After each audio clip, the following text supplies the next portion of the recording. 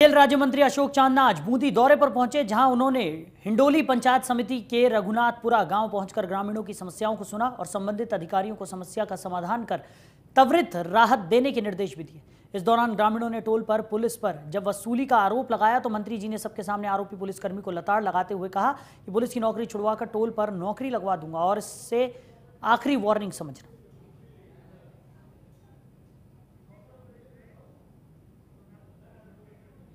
रोजगार काम ही इनका है, रोजगार काम में रहते हैं। हाँ, रोजगार काम ही। ओम प्रकाश जी, टोल में नौकरी लगा दूंगा, पुलिस की छुड़वा। 100 रुपये लेते हो, 200 रुपये लेते हो गरीब। 100 रुपये जो लेते हो ना गरीबों से, रोज पता लग गया कि यहाँ कोई वसूली हुई है अवैध इन लोगों से, तो नौकरी खराब कर दूंगा। ध्यान रखो, 150 रुपये के चक्कर में जिंदगी भर की नौकरी खराब हो जाएगी। ठीक है, ये मेरी आखिरी।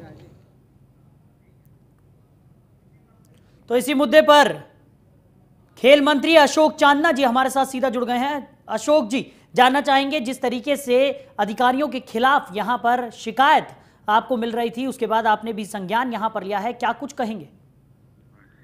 देखिए, मैं आज क्षेत्र के दौरे पर था जी, और क्षेत्र के दौरे के दौरान ग्रामीणों की शिकायत आई कि काफी समय से भारतीय जनता पार्टी का राज यहाँ पर था, तो काफी पुलिस अधिकारियों की शिकायत आ रही थी कि 100-150 रुपए के लिए गांव के लोगों को परेशान किया जाता था। मैंने उनको समझाने का काम किया कि भैया,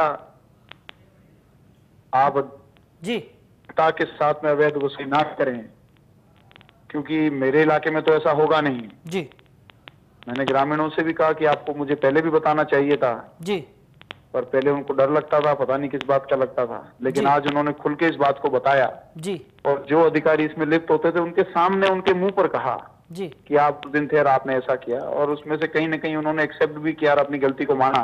जी, तो मैंने समझाने का काम किया कि ये अच्छी बात नहीं है जनता के साथ इस प्रकार की लूट करना, और मेरे रहते ये चलेगा नहीं। उन्होंने इस बात को माना और आगे के लिए मैंने वार्न किया। जी, अशोक चांदना जी, वहीं अगर बात की जाए जिस तरीके से ये अवैध वसूली का जो खेल है, जो गोरख धंधा है, वो काफी समय से यहाँ पर चलता हुआ नजर आ रहा था, लोगों को खासा परेशानियों का सामना यहाँ पर करना पड़ रहा था, तो एक उम्मीद यहाँ पर आपके संज्ञान लेने के बाद लोगों में जागी होगी, उसको लेकर लोगों ने किस तरीके की प्रतिक्रियाएं दी?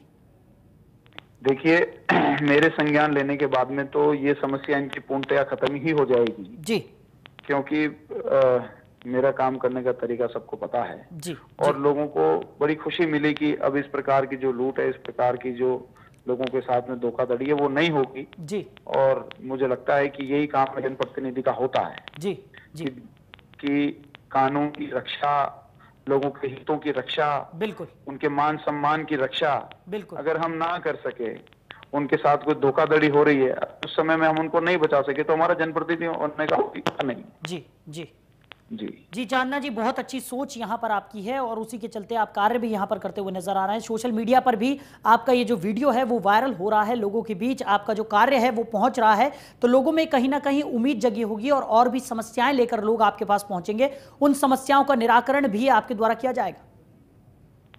निश्चित रूप से, निश्चित रूप से।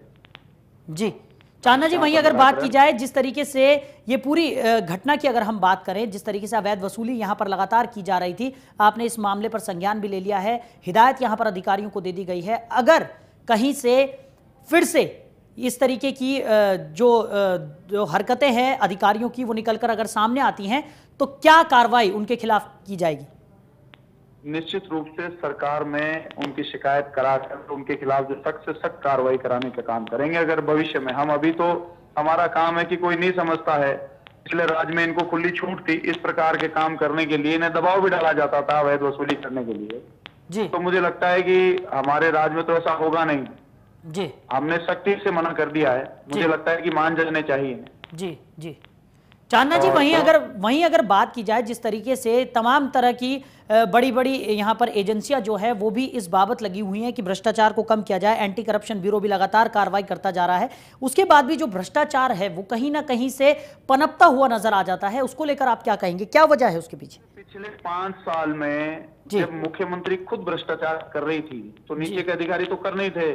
अब अशोक गहलोत जी जैसे एक ईमानदार व्यक्ति मुख्यमंत्री बने और उन्होंने जो भ्रष्टाचार से दूर रहने वाले अधिकारी हैं उन अधिकारियों को लगाने का काम कर दिया है। जी। और बहुत जल्दी आप देखेंगे कि भ्रष्टाचार मुक्त राजस्थान होगा। कांग्रेस पार्टी के राज में ही भ्रष्टाचार मुक्त राजस्थान होगा। जी, चलिए उम्मीद करते हैं कि जल्द से जल्द ये जो सपना है वो साकार होगा।